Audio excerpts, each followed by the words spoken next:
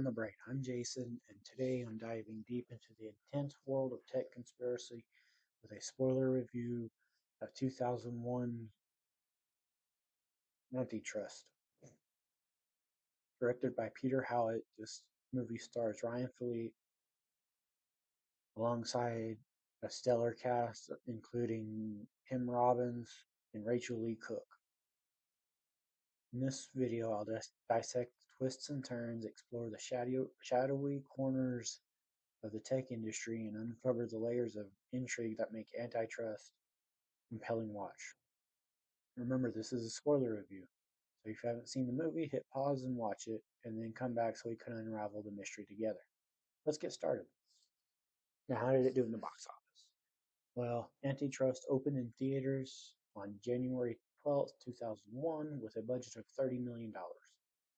In its 3-week theatrical run, it earned $11.3 million domestically and $6.8 million internationally, bringing its worldwide total to $18.1 million. Its opening weekend, which happened to be Martin Luther King weekend, it brought in $5.4 million, finishing 12th in the box office behind movies like The Emperor's New Groove at number 10, Crouching Tiger, Hidden Dragon at number 9, and Save the Last Dance, which also opened the same weekend and finished its first weekend at number 1. Its final week in the box office saw it bring in $695,344, finishing number 23. Okay, now let's get into the plot. Working with his three friends at their new software development company, Skullbox, Stanford graduate Milo Hoffman is recruited by Gary Winston, the CEO of the software corporation Nerve. Milo is offered an attractive programming position with a large paycheck, an almost unrestrained working environment, and extensive creative control over his work. After accepting, Hoffman and his girlfriend, Alice Polson, moved to Nerve headquarters in Portland, Oregon. Despite development on the flagship product, Synapse, a worldwide media distribution network, being well on schedule, Hoffman soon becomes suspicious of the excellent code that Winston personally provides to him, seemingly when needed most, while refusing to divulge the code's origin. After his best friend and fellow computer programmer Teddy Chin is murdered, Hoffman discovers that Nerve is stealing the code they need from programmers around the world, including Chin, and then killing them. Nerve not only employs an extensive surveillance system to observe and steal code, the company has infiltrated the Justice Department and most mainstream media. Even Hoffman's girlfriend is a plant, an ex-con hired by the company to spy on and manipulate him. In a secret Nerve database of employee surveillance dossiers, Hoffman discovers highly sensitive personal information about Lisa Callahan, a friendly coworker. When he says he knows the company has this information on her, she agrees to help him expose Nerve's crimes. Coordinating with Brian Bissell, Hoffman's old startup friend, they plan to use public access television stations to hack Synapse and globally broadcast their charges against Nerve. However, Callahan is actually Winston's accomplice and foils Hoffman. When the plan fails, and as Winston prepares to kill Hoffman, a backup plan is put into motion.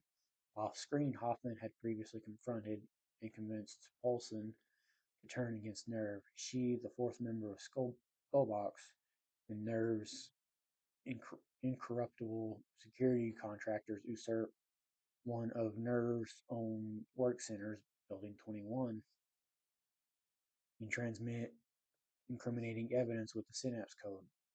Callahan, Winston, and his entourage are arrested by the FBI for their crimes. After amicably parting ways with the redeemed Polson, Hoffman rejoins Skullbox. Now let's take a look at the cast and some of the other roles they've had. Rayn Phillipe as Milo Hoffman. Other roles for Rayn Phillipe include Barry William Cox in I Know What You Did Last Summer, Reagan Pierce in Catch Hell, and Channing McLaren in the TV show Damages. Rachel Lee Cook as Lisa Callahan. Other roles for Rachel Lee Cook include Mary Ann Spire in The Babysitter's Club, Jane Brighton in Nancy Drew, and Anna Sawyer in He's All That. Claire Forlani as Alice Polson. Other roles for Claire Forlani include Brandy Svenning in Mallrats, Meredith Newman in 5 Feet Apart, and Janet in the TV show Departure. Tim Robbins as Gary Winston. Other roles for Tim Robbins include Andy Dufresne in The Shawshank Redemption, The Stranger in Tenacious D and The Pick of Destiny, and Bernard in the TV show Silo. Douglas McFerrin as Bob Schrott. Other roles for Douglas McFerrin include Carlos Vendetta in Johnny English, Richard Aubrey in Harley, and Russell in Sliding Doors. Richard Roundtree as Lyle Barton before his passing in October of 2023. Other roles for Richard Roundtree include John Shaft in the 1971 through 73 films, the 2000 and 2019 films. Ben Burns in Speed Racer, and Ben in Thelma, which was his final film role. Ty Runyon as Larry Banks. Other roles for Ty Runyon include Petty Officer First Class Maxim Potenko in K-19 The Widowmaker, Stanley Gifford in Blonde, and Logan in Boot Camp. Yi Ji So as Teddy Chin. Other roles for Yi Ji So include York Lamb in the TV show Snowpiercer, Dr. Lee in 50-50, and Winston Peng in Breath of the Dragon. Nate Dushku as Brian Bissell. Other roles for Nate Dushku include Tim in The Alphabet Killer, Scott Washington in The Zodiac, and George Harrison in My Dinner with Jimmy. Ned Bellamy as Phil Grimes. Other roles for Ned Bellamy include Peter Darling in Lords of Dogtown, Waylon Forge in Twilight, and Dr. Novak in Father Stew. Tyler Labine as Redmond Schmeichel. Other roles for Tyler Labine include Briggs Lowry in Flyboys, Dale Dobson in Tucker and Dale vs. Evil, and Mike Nolan in Escape Room. Scott Bellis as Randy Sheringham. Other roles for Scott Bellis include Albert James in Grand Unified Theory, John McCracken in Little Women, and Ricky in Time Cop. Dave Lovegren as Danny Bothgare. Other roles for Danny Lovegren include Jim in Something More, Ben in Roller Coaster, and Simon in the Dick Nost Show. Zaf Hagee as Desi. Other roles for Zaf Hagee include Principal McKay in the TV show Scaredy Cats, Thornton Pavey in the TV show Malibu Rescue, and Curtis in the TV show Altered Carbon. Jonathan Young is Stinky. Other roles for Jonathan Young include Duncan in Sisterhood of the Traveling Pants, Nikola Tesla in the TV show Sanctuary, and Sanderson in Control Alt Delete. Rick Worthy as Schrott's assistant. Other roles for Rick Worthy include Ronnie in Collateral Damage, Dale Raines in Duplicity, and Simon in 2005's Battlestar Galactica. Peter Howlett as the Homeless Man. Other roles for Peter Howlett include Noah Arkwright in Dangerous Parking, Joey Boswell in TV show Bread, and Conrad Stonebanks in Stone Cold. Greg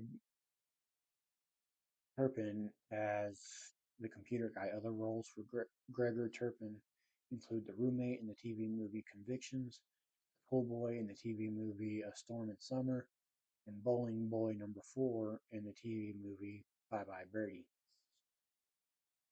Now, me being a computer geek, this movie was right up my alley when I first watched it, and I still really like this movie, and Tim Robbins is a blast to watch as the villain. With the only other role I'm really familiar from him is Andy Dufresne in The Shawshank Redemption. Rayn Phillipe really played Milo Gray. His facial expressions when he started to piece things together were interesting to watch. Lisa double-crossing Milo will always be a massive shock to me. It was so well done. Just like when Milo reveals he knows Alice isn't Alice. Two great scenes in a really, really good movie. The entire cast was incredible. The chemistry among each one of them, each of them with everyone, especially Tim Robbins with all the actors he has scenes with. Just wow, I can't recommend this movie enough. Now let's check out some fun facts and trivia that I can find.